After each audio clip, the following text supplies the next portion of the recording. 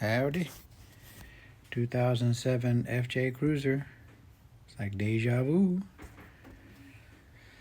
It's the same situation. Knock sensor, code, and replace knock sensor and wire harness. But this is a little more difficult than that 21 I just did. So get your intakes off, lower and upper.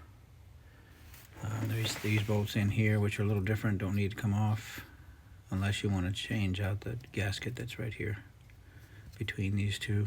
I noticed the gaskets on the upper plenum were leaking because I drove this thing for a while. And wow, it's got horrible gas mileage. I mean, you sit there and watch the gas gauge go down, so pretty sure that was why. Just sucking in a bunch of air and the computer compensating for it. Putting in more fuel. So anywho, the way to do these is not as easy, like I said, as a 21, but it can be to some degree. You'll have to get this thermostat housing off, which is connected to this hose. But the geniuses over there made a bracket to connect these two. One is really easy to get off, which would be this one. But this one is not. It's way too much of a pain in the tush. So very simple. You just cut this. Separate these two. And all I did was hacksaw. Worked very nice. Nice sharp blade.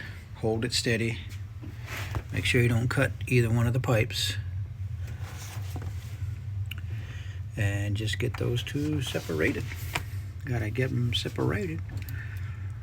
And then I'll show you once we get that thermostat housing out of there, how much room you got in there once that big old pipe is out of your way. And if you read the Toyota book, really asinine, it tells you to take the heads off. So, wow.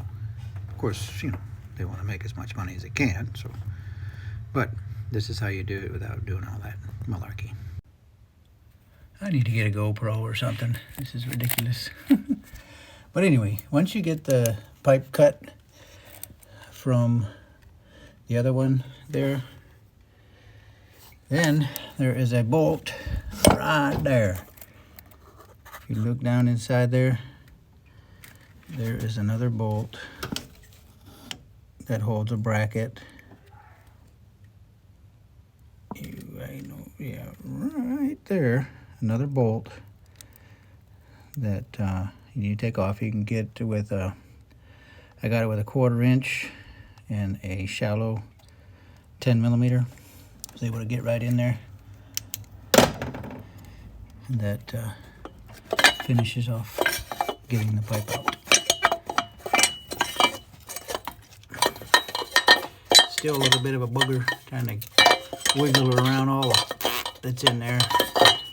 She do come out of there eventually. See that? And then there's your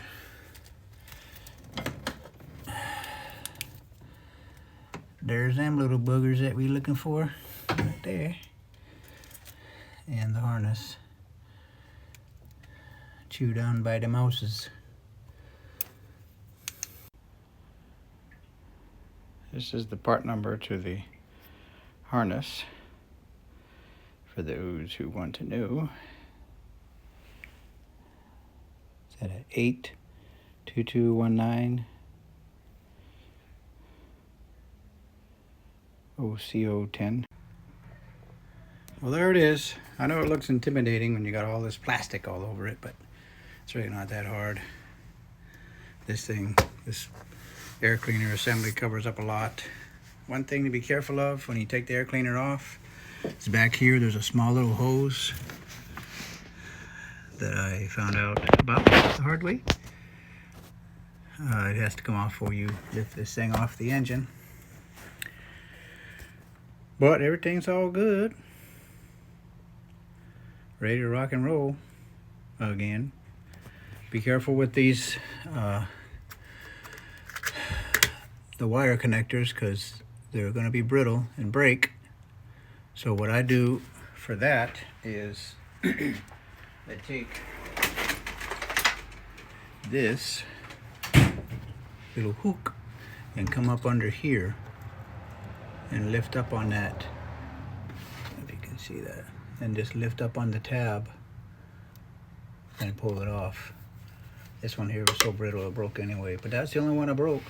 Rest of them, again, using that pick like that, going underneath from this direction and lifting up that little tab, sometimes prevents it from breaking.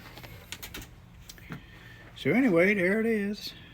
So happy trails. Hasta luego. Be sure and like and subscribe, and appreciate your comments. See ya.